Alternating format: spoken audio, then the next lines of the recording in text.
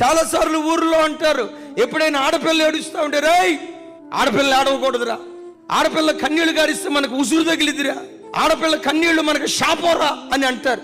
నేనంట, ఆడపిల్ల ఏడిస్తేనే ఒక వ్యక్తికి అంత శాపం కలిగితే, ఒక మనిషిని బట్టి దేవుడు ఏడిస్తే ఆ మనిషి తన బ్రతుకులో ఎంత నష్టపోతాడో చూడు.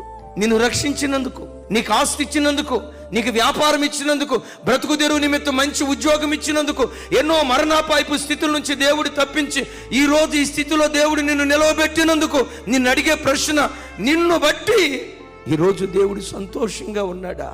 ఇలాంటి దాన్ని నేను ఎందుకు రక్షించుకో? ఎలాంటి వాడి కొరకు నా ప్రాణం ఎందుకు పెట్టానా? ఎలాంటి వాడికి సావి ఎందుకు ఇచ్చానా?